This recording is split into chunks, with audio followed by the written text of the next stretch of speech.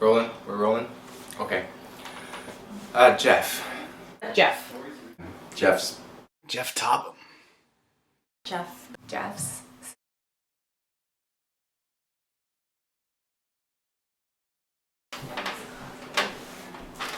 So tell me how you met Jeff. How did I meet Jeff? I think it was through Ultimate. No! Wait! He's gonna deny this. We actually met in Campbell River, mid-70s. I was actually there working as a carny at the Tiny Fingers Carnival. And I'd heard about this new guy who was coming on who got in a bit of a jam on the mainland. Needed to find somewhere to land on the island, and apparently he was a very gifted chainsaw carver. So we needed to replace Stumpy McGee. Perfect fit. So we were going to bring this guy on, very talented carver. Bears, eagles, kids' stools, all the classics. So I was a little bit wary because some of the characters the carnival attracts, you never know what you're going to get. Day one, Jeff rolls up in this absolutely mint Econoline van with like pearl white finish, bubble diamond windows, crimson shag. This thing was sweet. Instant friendship. We bonded right away. So we were pretty much inseparable. Partied hard. Drank, smoked, you know, worked at Midway, ripped people off, man. I was working mostly, you know, the games and stuff. I'd work tickets, sometimes I worked concessions. Good money at concession, good money. Jeff, you know, mostly stuck to the carving thing because he was so good at it. Yeah, we hung out a lot. We even fell for the same girl, Fern Collier. Whew, Fern Collier, man. Fern she'd work the games, man, wearing the shortest little cutoffs you've ever seen, had no trouble making cash.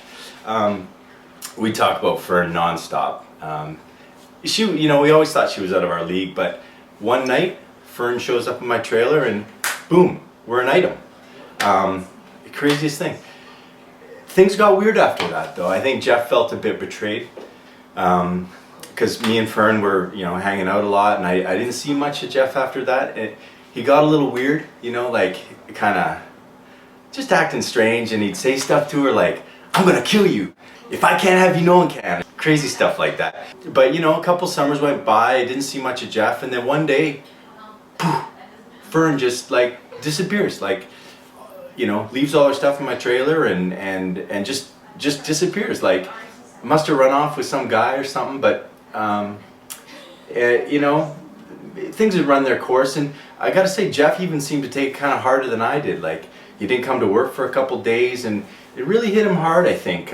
Eventually he sort of came around, and you know, things kind of went back to normal. We started hanging out again, and we've been friends ever since.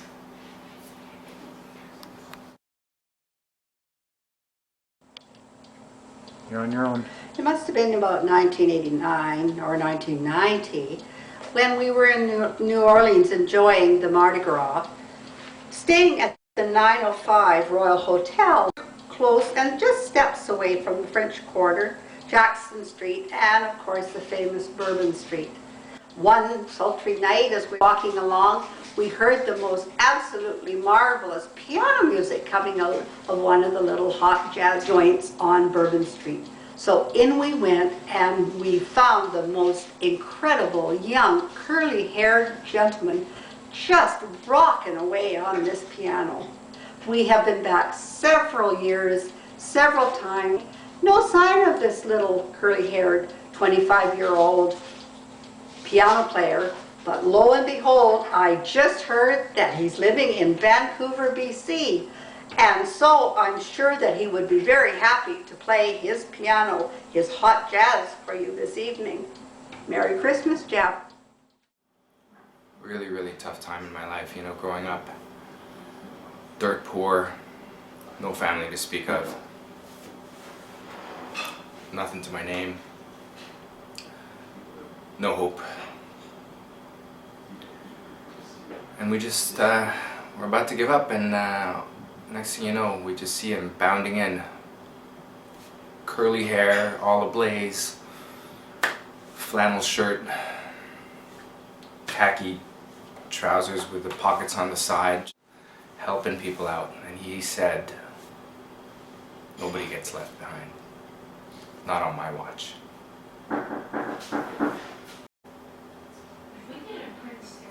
And nobody did get left behind, you know. He sorted out paperwork, he helped a whole bunch of us out, and we moved to North America. Unfortunately, you know, I didn't cross paths with him for a little bit after that, and I got back into kind of the wrong crowd. Got into some pretty dangerous habits, and you know, as fate would have it, I ran into Jeff again a little bit later on, and I was involved with some pretty shady characters. I was smuggling firearms and marijuana out of El Salvador up towards Southern California, and I ran into Jeff again. This time he wasn't really working for the military anymore, and he was doing more of a kind of Coast Guard, beach watch kind of thing. And his boat came upon ours on a raid, and he recognized me. He said, "Hey, aren't you the guy from Southeast Asia?" And I said, yeah, I am. He said, "You know, this doesn't seem like the life for you. You know, you gave me all these opportunities, and it seems like I kind of wasted them."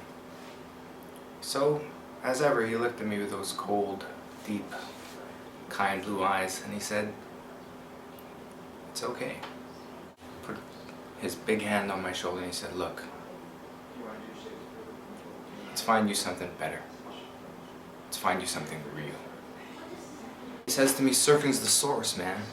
It'll change your life. I swear to God." He got this big orange board that he had on the back of the boat and took me out on the waves with him. And it was like magic, you know, this larger-than-life guy riding these big waves, teaching a little kid like me about right and wrong, all within this crazy sport of surfing. And I started surfing, and I changed my life. I got out of the gangs, I think back to those times and I think, wow, what would I be right now if not for Jeff? And then I think of all my friends, and I think, what would they be without Jeff? Probably not much. All I can feel is like a huge depth of thanks. I'm just glad he's in my life here. Life is just so much better with the Jeff around. I had a great group of friends who I met the first year I got there, and we sort of became this close group of guys that I still see, you know, every Sunday. So tell me about when you first met Jeff. I first met Jeff back in 2005 when he won the prestigious award for Kennel Club Canine Photographer of the Year. He was in the dog portrait category.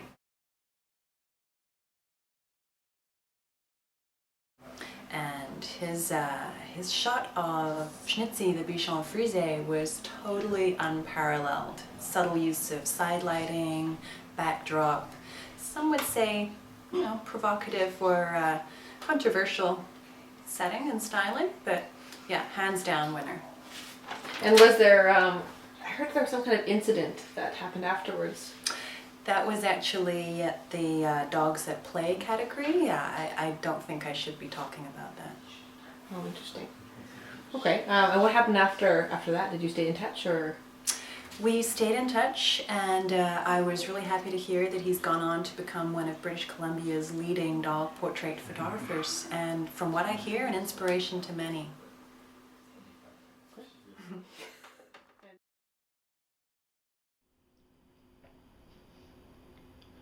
I first met Javier, which was the name he went by back then, a few years ago. I was out by UBC at a coffee shop. Really hot, strong coffee, which is just how I like it. I'll never forget the name. It was called Lava Java. I'll also never forget meeting Javier. I mean, Jeff. I had just started studying Spanish and was sitting there with my old phrase book, a double espresso with no milk. When all of a sudden this man came and sat right at my table. I thought that was a bit rude and rather bold. But when he offered me his hand and smiled, I knew I could never be angry at this man. He just said, "Hola, mi amigo." We chatted for what seems well over 20 minutes. That was until the meter ran out where his Saab was parked outside. But I remember thinking this was a real man of the world, you know. He said he'd become fluent in Spanish just that year. Studied in his spare time, I think, rescuing dogs out in Darfur. Anyway, he taught me many new phrases. He taught me one to try on the serving girl that I'd been looking at. She was really cute. I used to be pretty shy, you see, but he gave me the confidence to just go up to this girl and ask her out for dinner. I thought, what have I got to lose? So I approached this girl. I looked her straight in the eye, and I said, "Te quiero. ¿Te amas conmigo?" She looked back at me and said, "I'm sorry, I don't understand. Do you speak English?" Well, I was rather embarrassed, obviously, but I didn't want to try again in English, so I walked away. It didn't matter. It didn't matter that I'd forgotten that I was in Vancouver and not in Spain. This is about Jeff and his ability to just transport you to another world.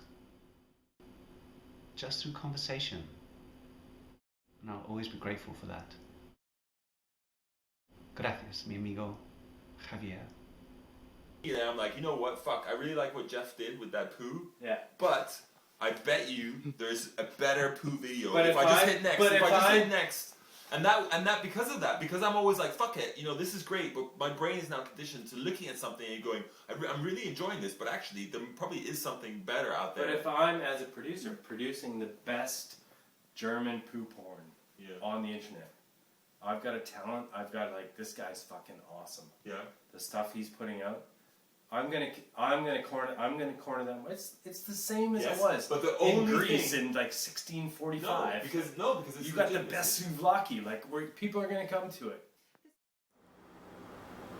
Well, I first met Jeff. I was working at this petroleum company in Cochrane, Alberta, and his dad was the owner, and he was the finance guy.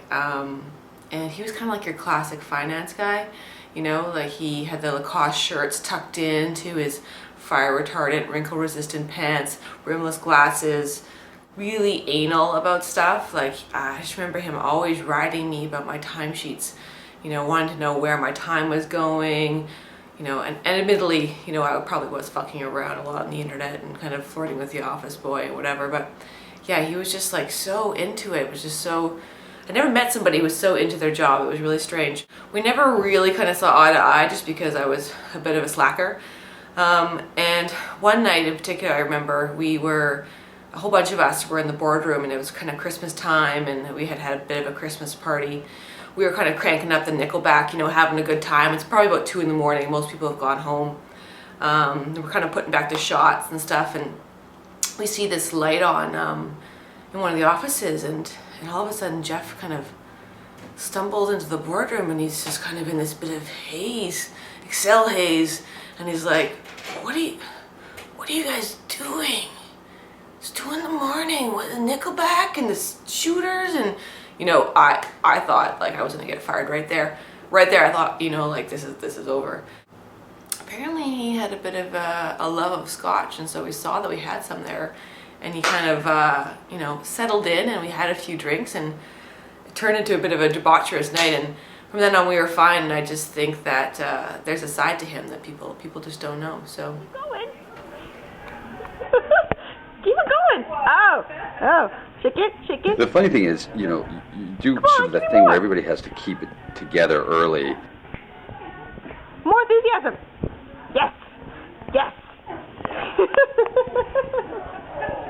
Whoa, yeah. I met Jeff when I was working at an ad agency here in Vancouver. He was always around in the morning when the coffee and the donuts came out.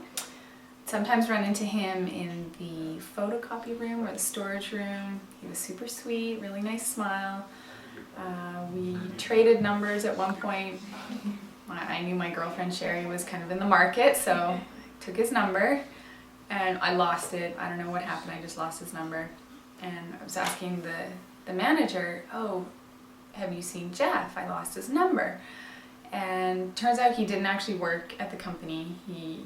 They don't even know who he was. He just wasn't around. As coincidence would happen, I was in the market for a vacuum a couple months later, so I thought Craigslist, and I answered this ad on Craigslist. Great, brand new Hoover, $50. Knocked on the door. Guess whose place it was? Went in, we chatted a bit, he haggled over the vacuum. He found it in an alley, and he's trying to sell it to me for $50, which was such a rip, but it was a good vacuum, whatever. So I said, okay, 40, but he didn't have any change. So we decided, oh, why don't we just go get a coffee and we can get some change. I ended up paying for the coffee. It was like $12, so $52 I paid for a vacuum. But I met Jeff too, so.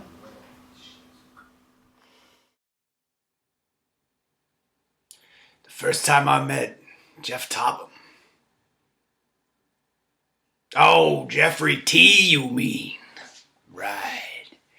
Well, you gotta understand that was a long time ago, but I'll try and describe the first night that I had the pleasure. Chicago, South Side.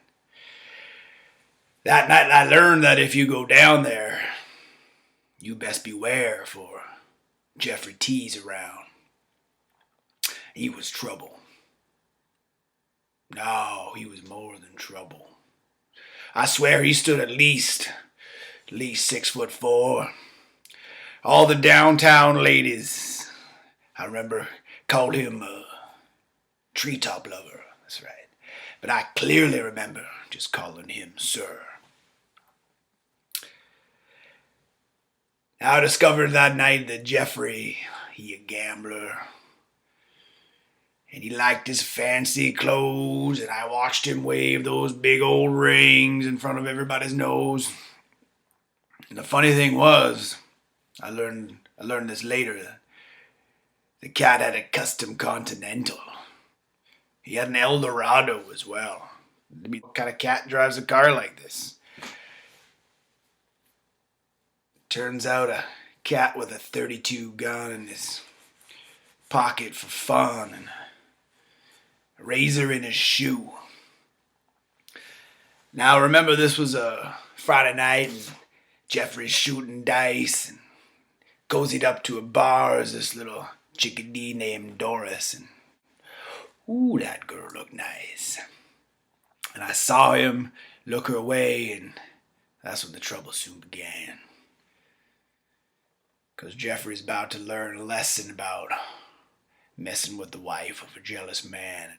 So these two cats, they took to fighting, and when they pulled them from the floor, old Jeffrey looked like a, what do you call it, with the kittens and the yarn, usually the jigsaw puzzle. That's right, the couple of pieces gone, but I digress. The point is, the first time I met Jeffrey T, I knew that he was the baddest man in the whole damn town. Hell, he was meaner than a junkyard dog.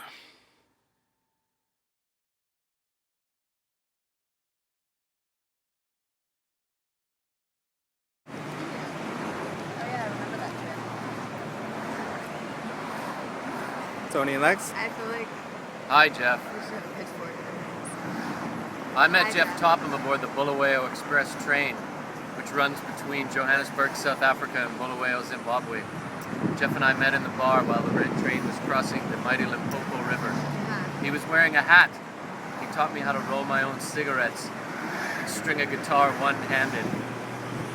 Later, he would drink 14 shots of whiskey and carry me off to bed. I don't remember the rest of the night, but Jeff and I have been close ever since. Happy birthday, Jeffrey. I actually met Jeff through Carrie because she had taken a year off to visit relatives in Norway during her undergrad, and had actually met Jeff in Oslo. He was traveling around there. And from what I heard, they had formed like or had been in sort of like a folk duo, like a band, and had been pretty popular locally and had a pretty good following of people in Norway. And then I think you were telling me like something, I don't know, got kind of intense or... We had artistic differences. Right, you had artistic differences. And anyway, so Carrie at that time was like more interested in architecture and art history and checking things out, and did her own thing for a while, just kind of low key. And Jeff, well, from what you had told me before, Jeff kind of got a little angry, or kind of let himself go a little bit in terms of just feeling like, you know, you'd kind of turned your back on him or whatever, and he'd kind of done his own thing. Anyway, and then Carrie kind of came back to Vancouver and threw herself into school and kind of really got serious with studies, and then that's where she met me at UBC in third year in the Gallery Lounge, and just after Christmas, just after she turned 19, which was kind of cool. And had a thing for librarians, I'd like to think. And then the two of us were on the streets and we bumped into Jeff, and Jeff had come back, and it was cool, it was all good, you know, nothing had happened with Jeff and Carrie over in Norway in that year, so they were just friends and kind of worked together, and then Jeff came back, and three of us have been friends ever since, so that's kind of the story.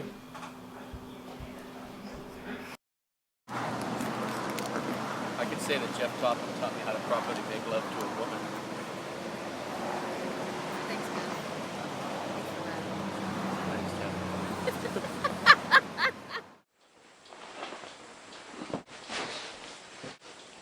First time I met Jeff was back in '96, Vladivostok.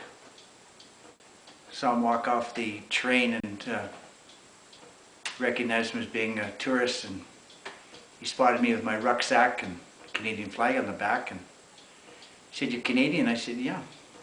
He said, "I'm on my way up to Siberia." He said, don't speak any Russian, you don't happen to have a Berlitz book with you?" And I said, "Sure." I actually studied Russian when I was in elementary school, and so I packed the book to hone up on my skills. And Jeff said, "Well, you know, I'm on my way up to Siberia." He said, "I wonder if I could borrow it?" And I said, "Sure, on condition that you return it when you return." So Jeff said, "That's a promise." Well, it was '96, and all these years later, I still haven't got the book. I haven't seen Jeff, so I presume he's either still in Siberia or possibly went to another country.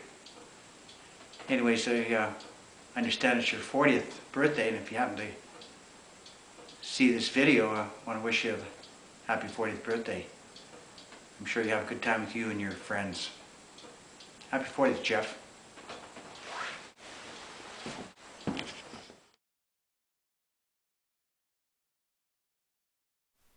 Everybody be cool.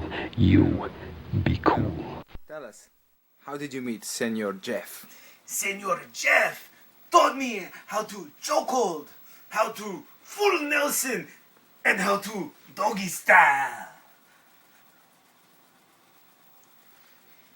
Thank you. Carrie's gone. Okay. So she doesn't know this, but Jeff and I actually met years ago when we were little kids. We were in boarding school together at the Argyle School, which is a very austere boarding school off the coast of Scotland. It's on an island, all boys school, and it's, you know, kids of itinerant musicians, diplomats, political agitators. It's so very cold, bitterly cold atmosphere, and intense. And I got there, Jeff had already been there for a year, and already you could tell that he held court, he held sway over the student body.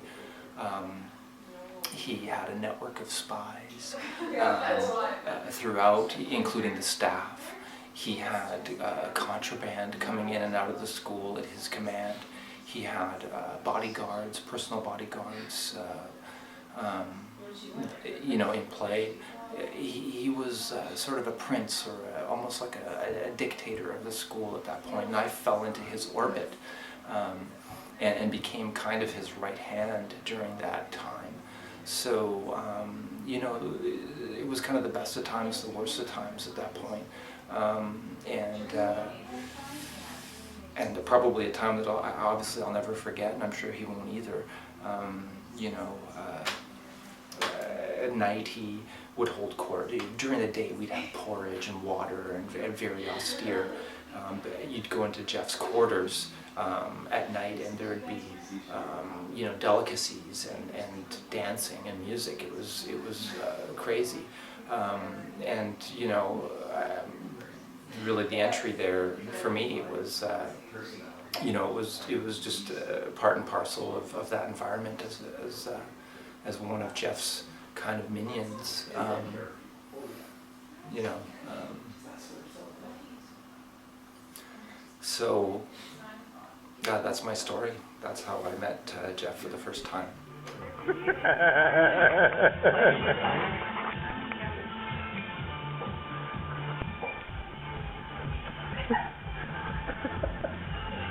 Oh yeah, he's like a haka. Like, me choreographer that.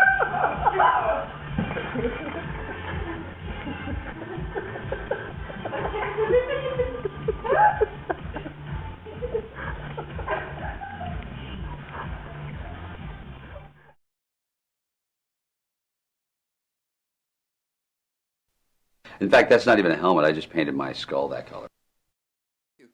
Party at the house? Yeah? Yeah, everybody had fun. How old did you turn? 50. 50. 50. All right, smile. Merry Christmas, Jeff. Merry Christmas.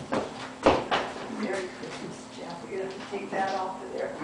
Merry Christmas, Jeff, instead of happy birthday. That was pretty